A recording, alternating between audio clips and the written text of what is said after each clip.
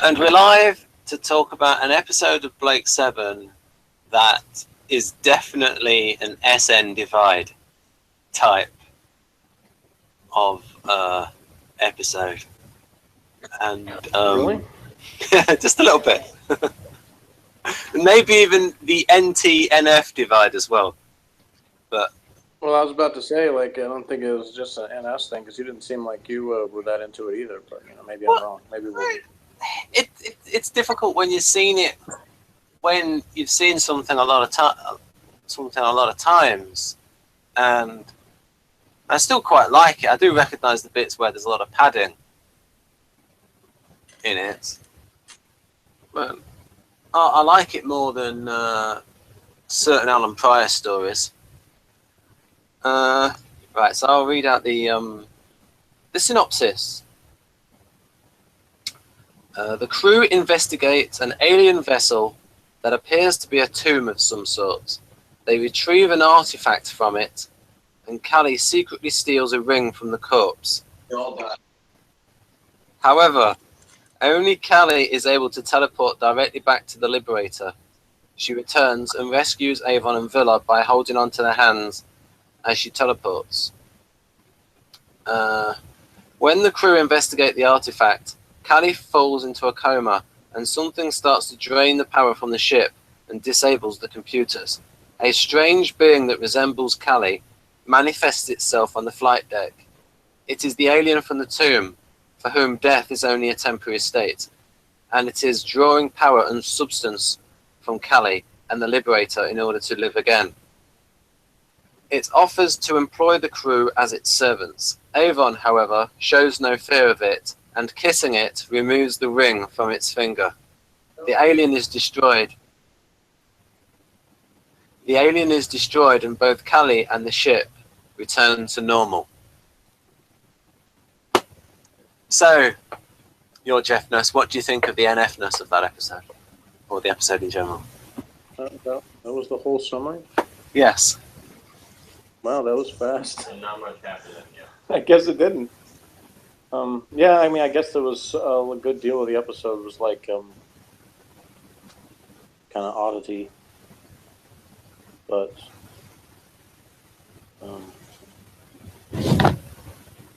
I mean, it was like, you know, they have this long scene at the beginning with people appearing and disappearing and stuff, and then let's have the Liberator crew find their tomb ship thingy and bring some part of it aboard that like tries to take over everything through Callie. And I mean, that I guess that is the summary, because that's pretty much all that happened. So Yeah, it's almost like I started to fall asleep a couple of times, because I mean it was more boring than anything else. But I don't know. There were some elements that, like at the beginning, I was like, "Is this going to be like the Mask of Mandragora thing, like from Doctor Who?" But the one major thing that had that this didn't have was Tom Baker.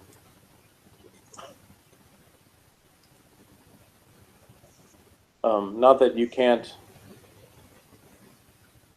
you know, something was good just because he was in it, but it makes it better. That even when you can have something that's kind of silly. What? No, Tom Baker.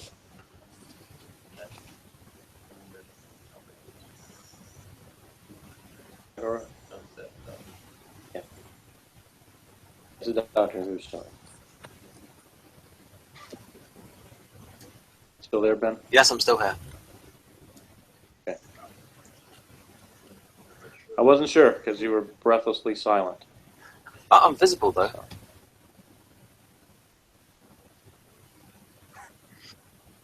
Well,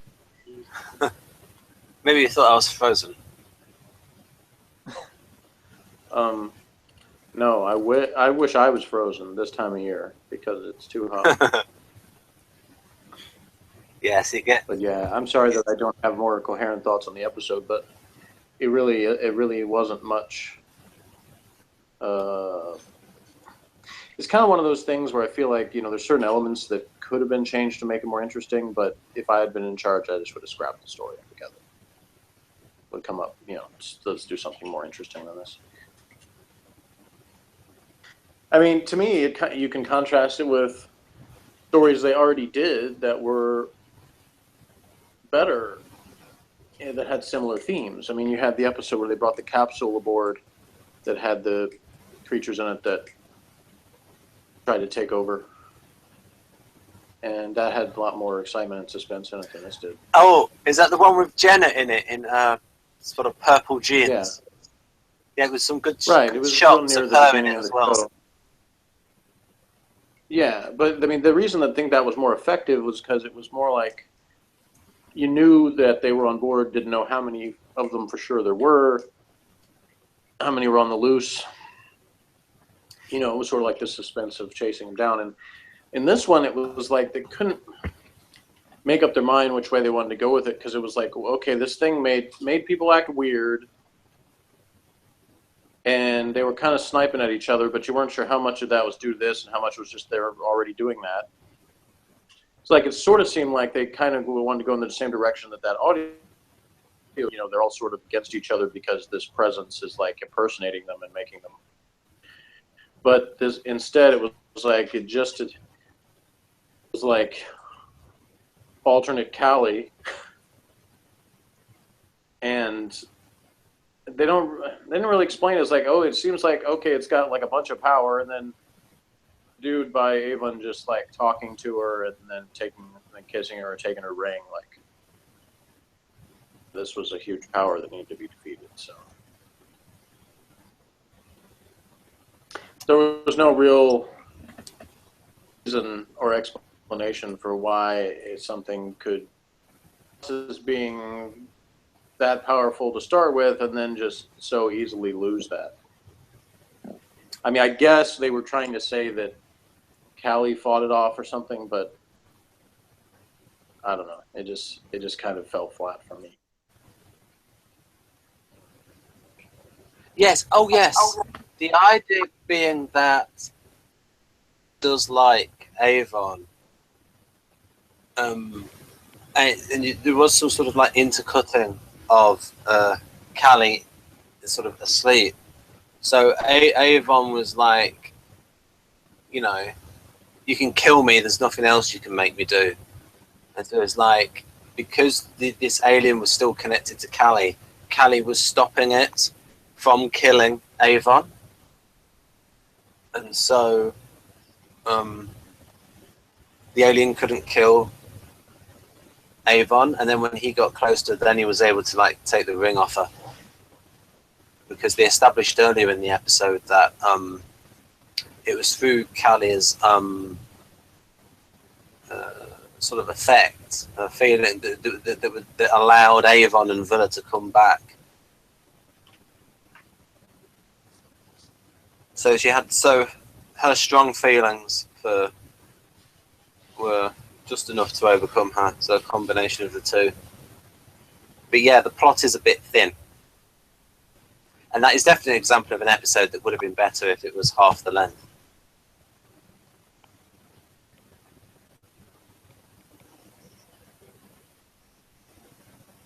Jeff? Yes. Right. So what we can do... so what do you give it out of 10?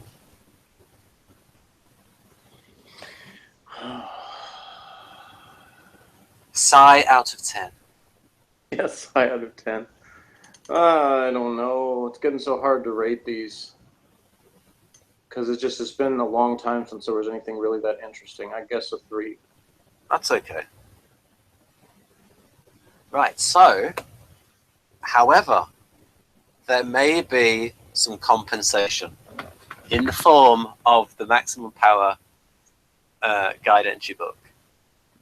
There may be something to come out of this episode. If only it's the guide entry. There we go.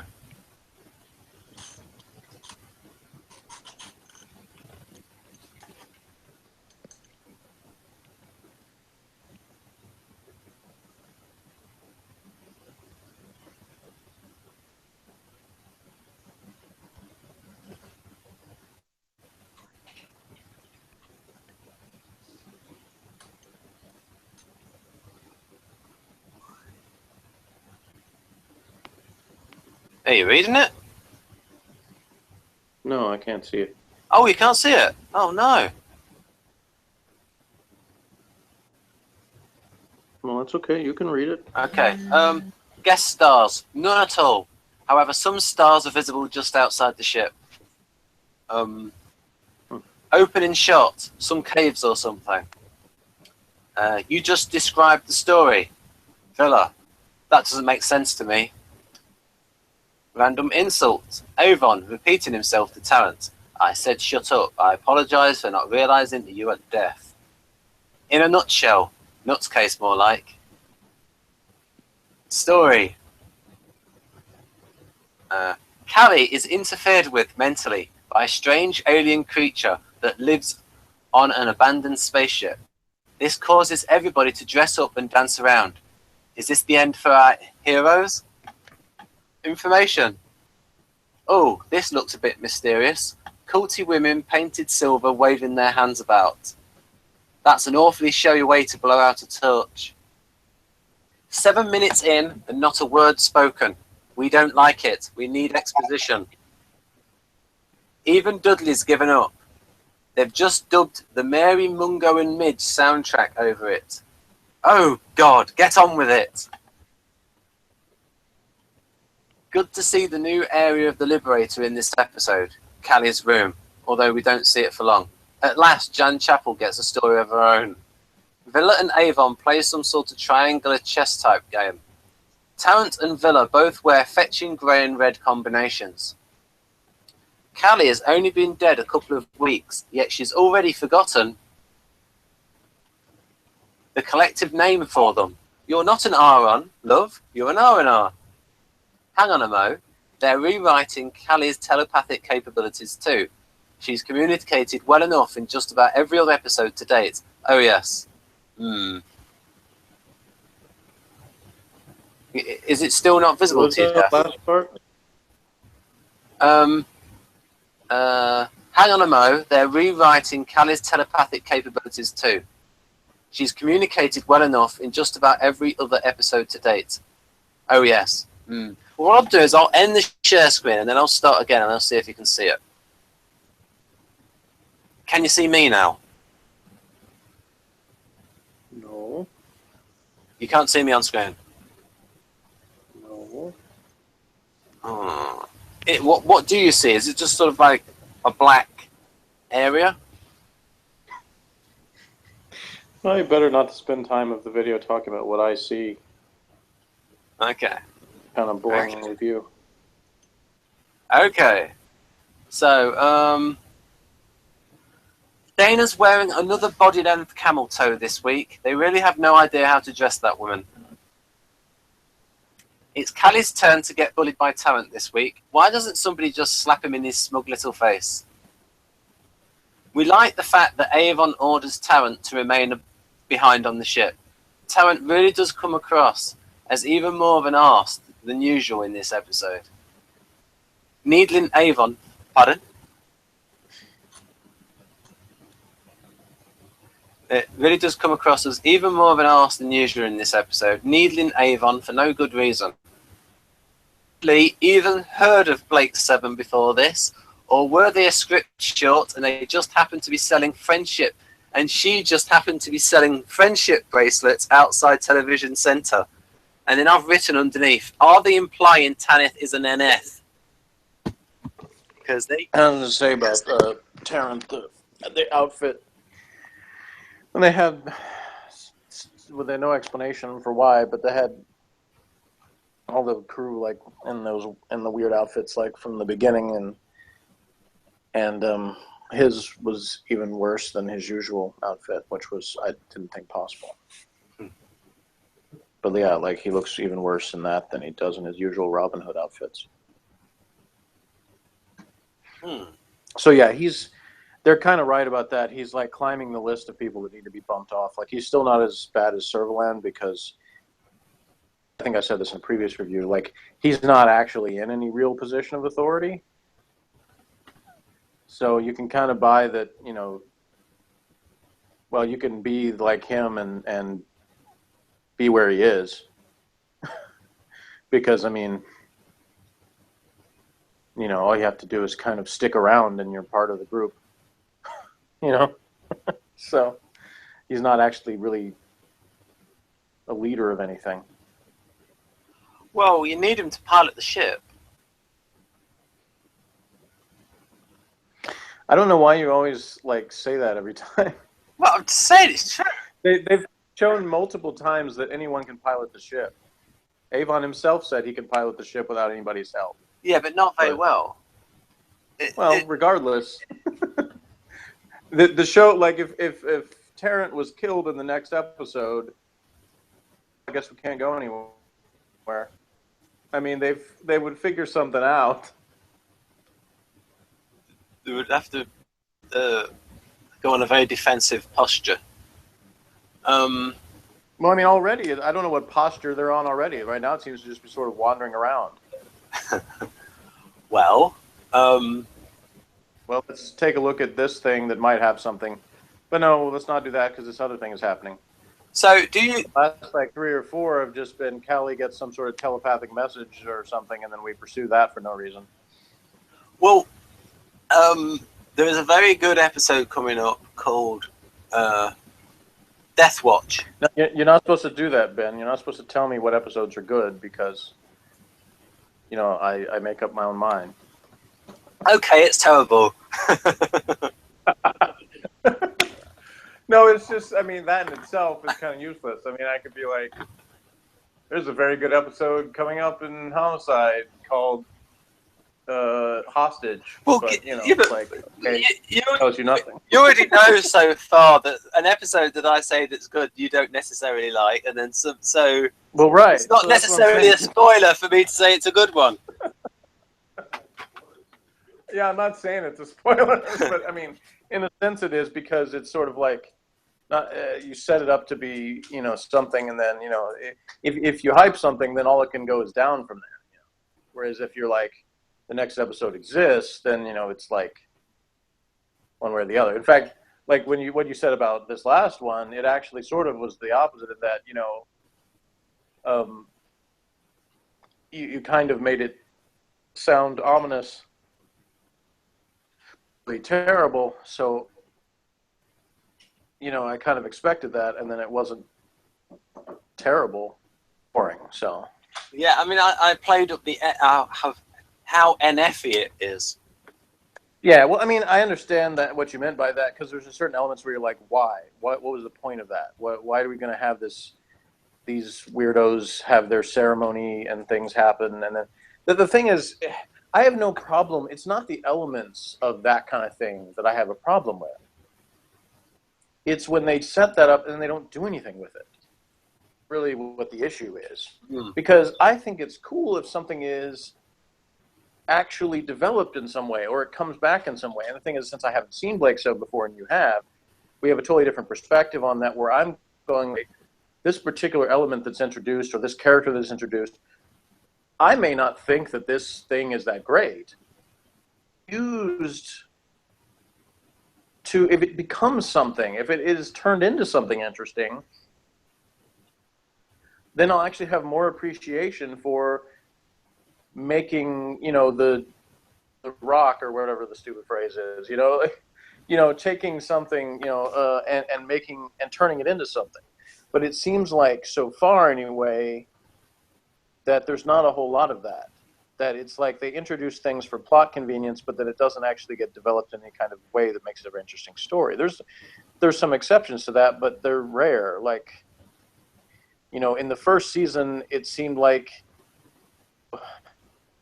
there was sort of a general sense of, well, it's just, they're just sort of escaping as they're outlaws or whatever, but they sort of had a mission in a sense, or at least Blake sort of held it together in the sense that he had this idea for what he wanted to do, even if everybody else was sort of reluctantly on board with it. But now it's like, in this season, it's just literally adrift. They said about that other ship, it's pretty much, I mean, the Liberator really has been pretty much the same. They're just kind of adrift. Like, they'll sort of have these mini missions that they'll come up with, but it's like, basically, okay, what was the point of that? You know? And obviously, there's plenty of other shows that are like that in terms of the episodes are self-contained. There's not anything that's a continuing story in each episode. I generally find that more boring than shows that actually have continuing stories. But there are exceptions. I mean, when something is really good drama, contained and still be interesting. I mean, you and I talked about that before, about like anthology type shows. Yeah. You know, but if you're going to have a consistent cast in a format where it's like, okay, we've got this setting of, it's this space crew or whatever. Like Star Trek, I can say was similar in that the episodes where there was actual like character development or there was something that was a callback to previous stories, more interesting than ones where just like, oh, they land on a planet and discover some new alien, some stuff happens, and then they're back on the ship and the captain does a log about it. I mean, when it's just that formula, there can be some interesting elements within it, but it's like it was so much cooler when there was something else, It's a pity you can't see the screen. Well, now I can. Oh, can you see me now? Yep. Right. Well, I would say that talking about ongoing elements, you did get with the previous episode stuff about Avon's backstory, and then there was bits at the beginning of this, some interaction between Callie and Avon.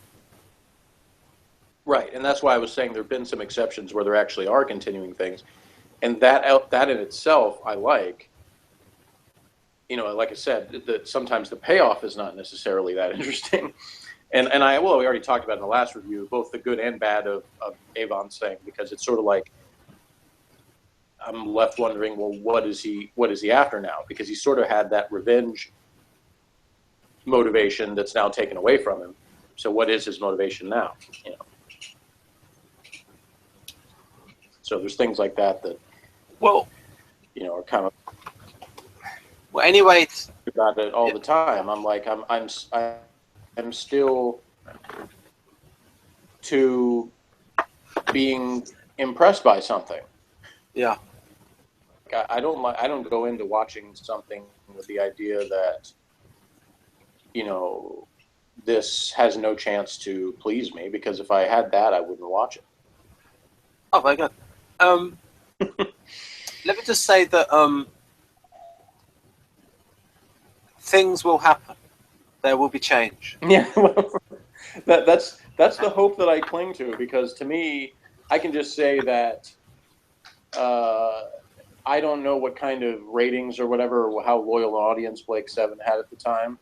It was enormous. But then I just say that it's if a show did not have that, then I don't think it could survive a season like this one. Because it just seems very adrift, like I said. Right. It was watched by 10 million viewers, so a sixth of the population. That individual episode, or the actual series as a whole, watched by 10 million people. Now, at the time, there was only 3 television channels, though. Yeah, well, obviously that does make a difference. But you've got a country that's a fifth of the population of the United States. Yeah. But I would be. Do you know, like, though, how the ratings of like this, era of the show compared to like? Oh, what I can say about that 10 million versus is that Sylvester McCoy's era of Doctor Who got cancelled in 1989 because their average was about 3 million. Mm-hmm. And yes, in 1989, Channel 4 had come along, so you've gone from 3 channels to 4. But because I've got the Doctor Who handbooks, and I've got the ratings for every single episode. Yeah. Doctor Who. I guess you don't have that for Blake 7. No, and I also have the audience appreciation index as well, where they sort of like. Yeah, some of those I've seen because they actually put them on the Doctor Who DVDs when they have the production note options where you can on the screen they'll say the ratings. That's right, they do. They do put that in the production notes. That's right. But yeah, I mean, I guess we could talk about this later, when we get towards the actual end of the series. But I'd be curious to know if they were getting such good ratings, why that it didn't continue, unless either the ratings dropped significantly, or there was some other reason, or they just lasted so long. But I guess that's probably something we can talk about when we get. Yeah. Because any discussion of reasons would, involve things that would be spoilers or almost spoilers. That's fine. We can wait on that. That's the thing I'm wondering, because it just seems like it's sort of like stringing people along, and there's only so much patience that people would have for that. They had a huge audience to begin with, then maybe they were more willing to do that, or just like said, there were characters that people liked more than I do, so they kept them watching. I guess. I mean, people watched it because they liked the dialogue and they liked the characterization. And you'll probably like the next few episodes more. I won't say. Well, I hope I do. So I will try to do the share screen again. Before that, I would like to ask, so which temperament do you think Tarrant is? You asked me that before. A scrub. I don't really have any further information on that than I did before. Oh, you just don't want him part of your temperament. That's what I think. You don't want him as a member. I really don't have that kind of feelings, because the other way around. There's more people that I think are SPs that in the typology world people want to claim as being intuitive, because they say they're creative or innovative in something, therefore they must be not even people I like. I mean, I don't like David Bowie, but I don't necessarily think he's an N just because he was weird. No, he might have been, but I don't know. I think it was Enneagram 4. Same thing with Prince. I mean, he was weird, but I don't think he's necessarily, that means he was an N. So He might just be as a 4. It's like an ISFP that's an Enneagram type 4, and just trying to be distinctive. That's one I think. I think ISFPs are probably, of all the sensing types, the most likely thought of as being intuitive when they're not. Maybe ISFPs would be because some people think they're NTs. Oh yeah, we could easily get confused with INTPs, especially if people just only encounter them in a setting which has to do with computers or something. Yeah, I think probably the most common is weird ISFPs. People think are NFs, and ISTPs that are really smart or really good at sort of more nerdy things in people's perceptions get thought of as being NTs. So. Yeah. In fact, maybe could even be thought of being as INTJ. I think maybe more likely than INTP. No, it's not anything to do with me not wanting to claim him, and I don't really care. I mean, he might even be the same type as me. I don't know. But oh no. I see him as an ESTP. Okay. Well, that's not that far away from me. Morgan has typed him as trash, so that's the definitive. Well, I mean, he's definitely audacious, isn't he? He takes risks. Yeah, but on the other hand, okay, here's the counter to that, though. Pointed out in the last episode in the book about him entering a room in a way that if there actually was anything threatening him there, he would have been killed, because he just kind of jumps in there like, "Hey, it's me." That's the actor's fault, though. I mean, the actor did say in the documentary that he is a big Jesse. So actually, no, I could say it's the director's fault because he didn't say, "Cut, do that over again." Yeah, fair enough. That's fair enough. But because the director didn't do that, that's what the character did. So that's part of his characterization. Fair enough. I mean, but the actor himself said that he looked like a big Jesse, his characters, because he's not a very physical actor. I actually lean toward ESFP because he really doesn't seem very... Now, the actor might be an ESFP. Yeah, he doesn't seem very logical in his machinations. Well, that's what it might be. I mean, as you know, most actors and actresses are ESFP, and yeah. But he didn't. He probably didn't choose his own costumes, though. No. Yeah, but you got to remember, though. I mean, the actual pop. I mean, the things that people wore in pop videos in the early '80s, like sort of that new romantic, people wearing puffy shirts and adamant and all that kind of stuff. And you saw what they had Tegan wearing in the early Doctor Who's, because that was roughly the same era. Because he's actually, I think they started. I think that was 81 to 84 with Davison, so a little bit after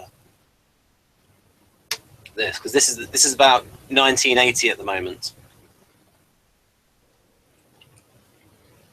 And so, but yeah, I mean, that's all. I just don't think. Yeah, I don't think he's just that well developed a character. So it's kind of hard to come up with that. And even Dana, I kind of feel the same way about, because it's like they introduced her as being sort of like she's got this sort of wild side kind of thing. She's more in a Leela direction, like from Doctor Who was, to me, Leela pretty clearly an ISTP type. But it was like they sort of forgot about that once she's on the ship. Kind of the same, like Jenna, except they didn't establish Jenna as being quite that way. She came from a different background, obviously, but similar in the sense that it's like, oh, now we have a female character, so we'll just dress them up and have them say female things. Right. Can you see the screen? Yes. Yay! So now we can go through it properly.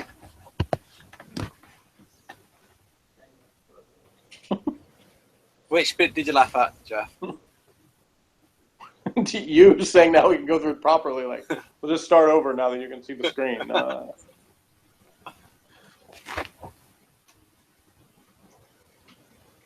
Yeah, so it's Fiona Cummings' fault.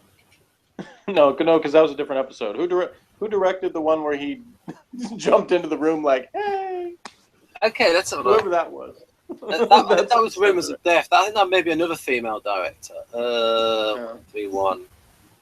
Yeah, but these female directors worked on Doctor Who as well.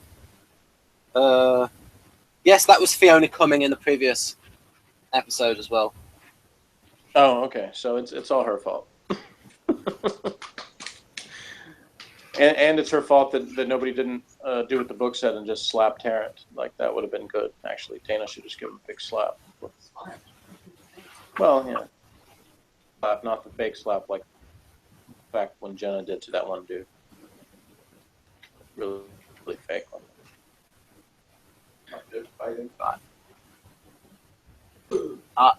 I will move it up at your command. What other commands will you respond to? Okay, let's go. Opening shot some caves or something.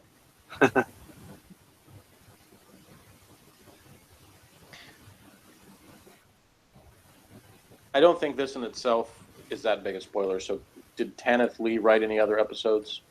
Yes, one more. Okay, one more. Right. And she got very friendly with Jacqueline Pierce. Okay. So, yeah, she wrote a story in season 4 called Sand. Okay. That's all I need to know. That's all you need to know.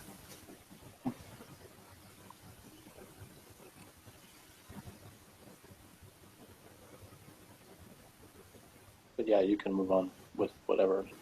Here we go. I thought you read. So. Here we go.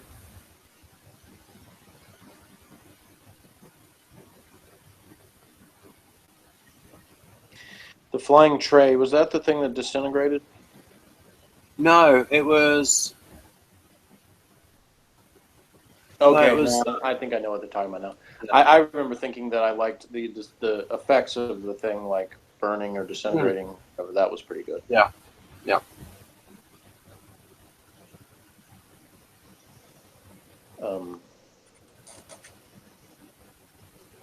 I think, as much as I said it was boring in itself, that going blank now. You just saw it on the screen, but the actress who plays Callie, forgot her name, but anyway, Jan Chapel. Jan Chapel. Okay, she did a good job, I think, playing this creature, whatever it was. Yeah. Because to me, here's a comparison I make. And once again can prove that I can separate, I can categorize things within stuff where it's not just like, oh, this was bad, so everything about it was bad. My least favorite television Doctor Who story, at least so far. Yeah. The one thing that I can't say about it is that the actress who played Tegan, acting, she did a good job of playing the best Tegan. Yes. The story, in my opinion, was garbage, but she did a good performance in it. And I think the same thing is true in this with Jan Chapel, is that being convincing as this other thing, because she doesn't act like Callie when she's the other creature. She demonstrates that she can and be convincing in it. It's just, but that's not her fault. So and the acting is not the problem. And the name of the actress in Doctor Who played Tegan is Janet Fielding. Yeah. So comparable in that sense is a good performance in a not that great episode. Although I don't think this show was as bad as Kenda. But high praise. Well, I gave that a 2 out of 10 for reference, versus I just gave this one a 3. So this was better because it was just boring. It wasn't cringeworthy as much. In fact, I actually was amused by the Vila scenes of him, because it's funny. The funny thing is, it's like, but he like act a little loopy. The problem is like with Vila, it's kind of hard to do because he had episodes where he was talking to himself. It's like, oh, he's talking to himself. Well, now he hears an audience. That's really the only difference. Well, I think Villa's an SFP. Yeah, I think so too. That one seems to be more obvious, but of course he's been on the show since the beginning, pretty much. So,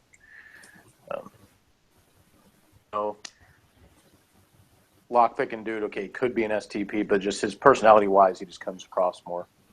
Yeah. F to me. So, I think ISFP is. That's my best guess on him. He basically just wants to, enjoy himself and not really get dragged into stuff he doesn't have any interest in.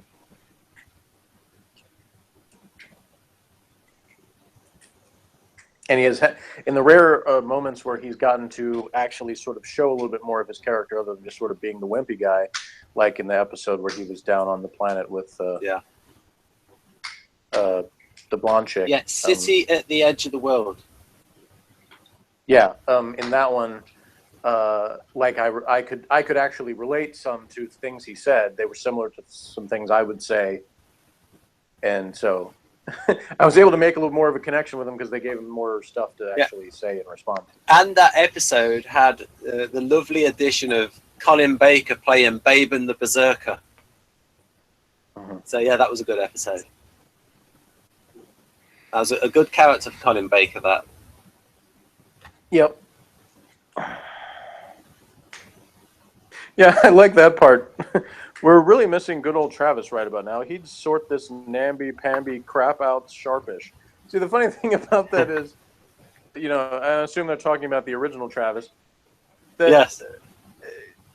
Yeah, not that he was ever like that spectacular in doing that, but yeah, it does seem like even by the standards of the first season, that they wouldn't have tolerated some of this stuff. Like, it just would have been like, yeah, Terry Nation wouldn't have tolerated this episode. Yeah, I mean that's the thing, is it makes the first season by comparison seem like this much more coherent, serious story, because we've had all of this flim flam that by comparison it's like, oh, it was a great space epic back then. But I realized in my reviews at the time I wasn't saying that because it didn't seem like it at the time. Yeah. But now seems more like that. At least in one episode called Bounty, they at least split it into two halves, with President Zardoff and his daughter down on the planet, and then when they were up on the Liberator, they were captured by Persians. I mean, yeah. Yeah, and they had the other one that was the trial, I think it was.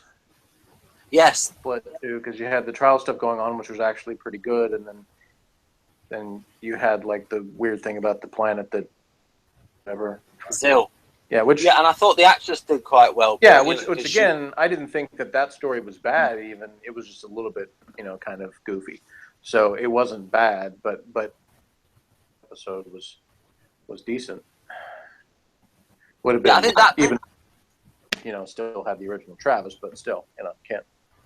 Yeah, that's an episode that does stand up to subsequent viewing because you notice more things in it. That one trial. That was probably the best that replacement Travis was in that episode. Yeah. I mean, that was really good. I very much more prefer the original Travis, Stephen Greif. But, he was an independent. He got a chance to demonstrate that he had some worth besides being Servalan's lackey. And you could kind of believe, even though he doesn't really look or act the same, you could kind of buy him as being the one that had really led these forces or whatever in the past, whereas up to that point he had seemed like no, this guy and that guy. Yeah, but at that point it was like, okay, he seems a little bit in this episode. It seems to actually be more fitting that character. Since obviously the actor play that it wasn't just the writing. But... Well, I don't know. I mean, sometimes it can take an actor some time to get used to a role, or Yeah, I mean, maybe that director of that episode was better. I don't remember who it is. That was a while ago now. So, but it's sometimes that can make a big difference in terms of who's directing, in terms of what they stress as being important in an actor's performance.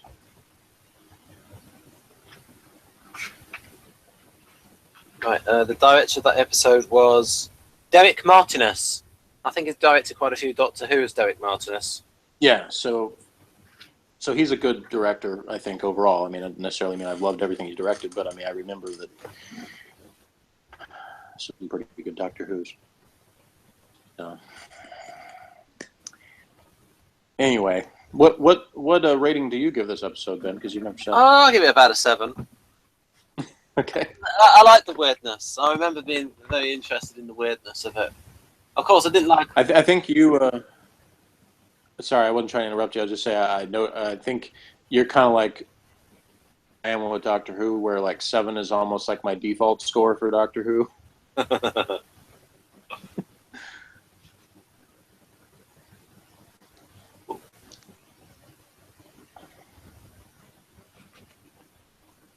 Anything else to react to on that page? I just laughed at the thing about Zen's voice. All the oxygen. Yeah, I have to say that was one thing that made this. I think I actually rated the last one higher than this one because it had more to it. And I found that that episode there was no Zen in the last episode, and he was back, and so I was like, oh. It's sad when the computer voice is the best thing in the episode, but pretty much was. I don't know if you saw that before. Vila runs like a monkey. And yeah,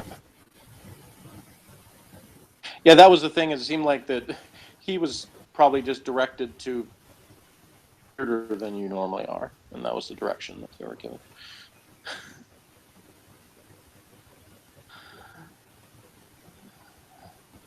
I mean, this is a tough script for a director too, because they probably realise this is running really undershort, really under length. What can we do to add to it? So this would be a challenge for a director.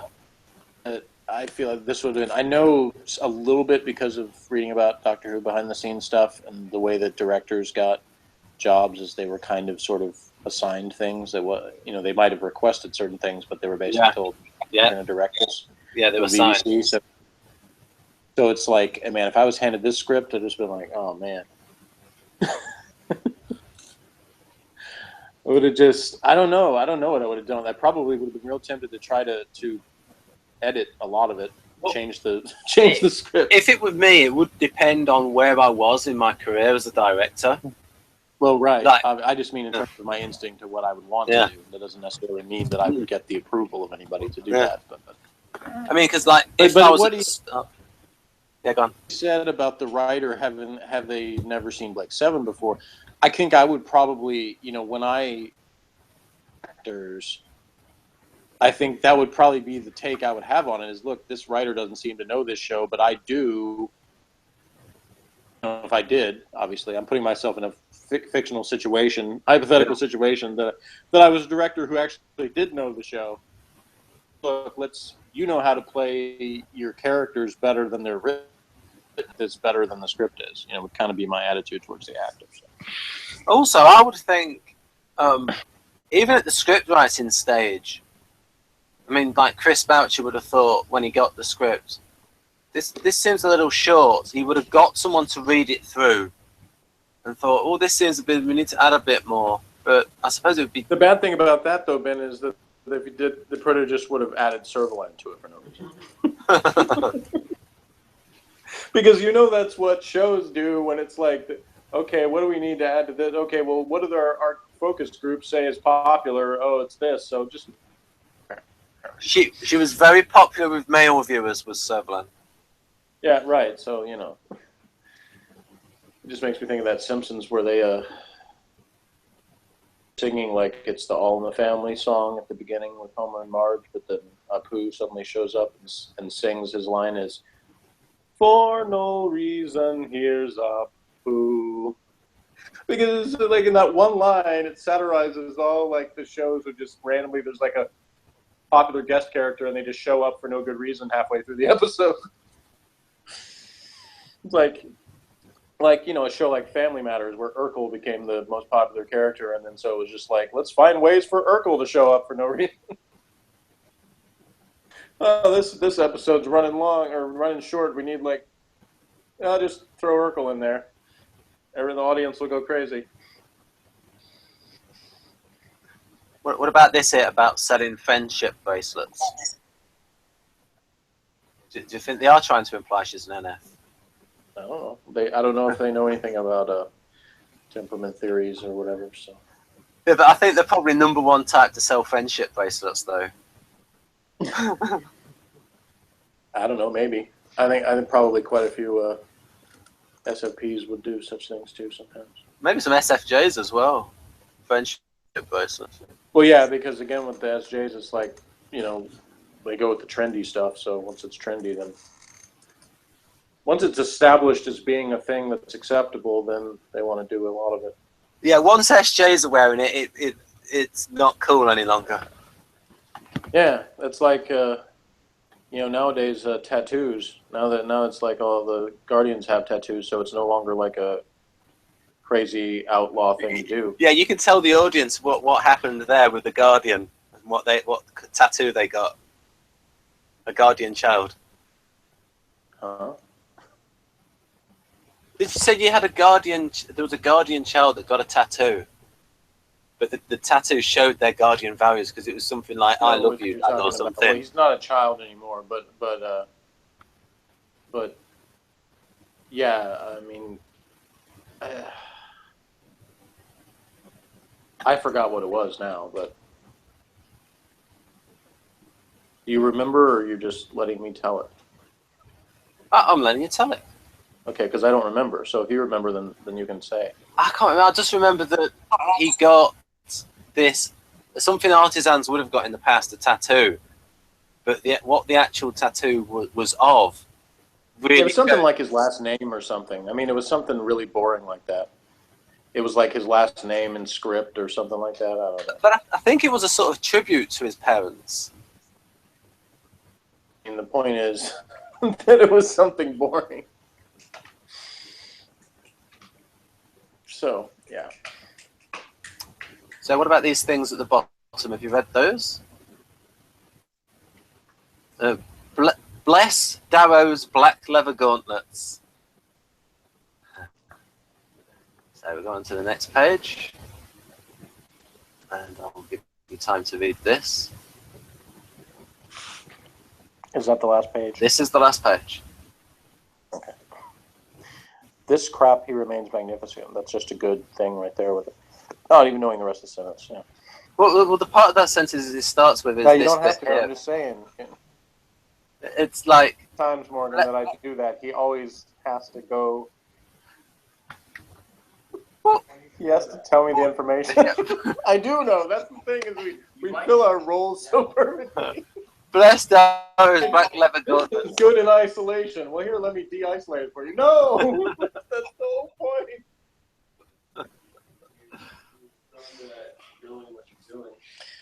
I know. I'm like Tarrant jumping into a room. Blessed are his black leather gauntlets. Amid all this crap, he is magnificent.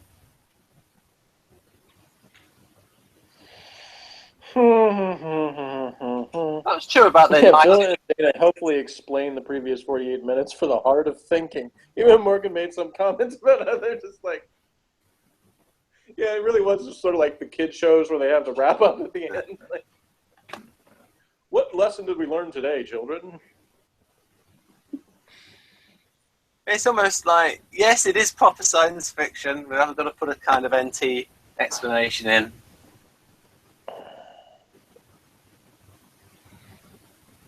Yeah.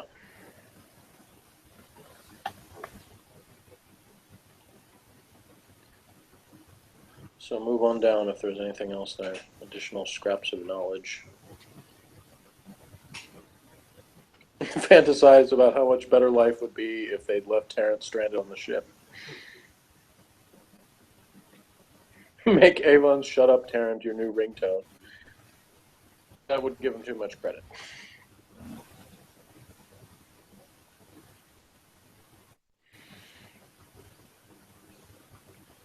Yeah, sadly, Dana's outfit was one of the better things in the episode. At least she had something to look at for a little while. Now, apparently this word here, for, eventually did make it into the dictionary. Whoa.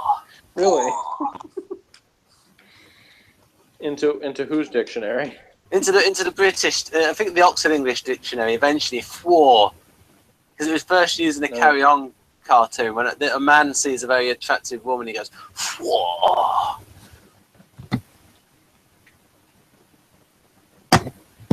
So that is now an officially sanctioned word. Whoa.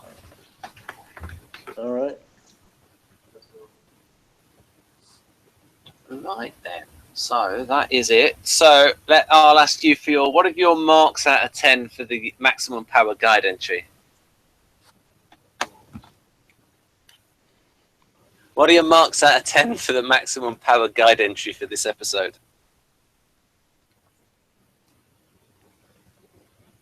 I don't give it that. Oh, well, you usually said that usually the worse the episode, the better the guide entry. That may have sometimes been the case. Okay. I thought this guide entry was quite amusing. I like the bit about the Bress's black gauntlets. Right, so I don't know if there's anything else to say about this episode. Apart from, I was glad I didn't spend 2 hours taking photos of it.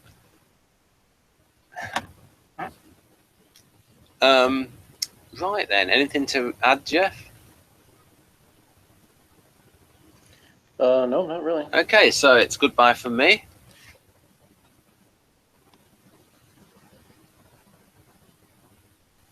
Goodbye. Right.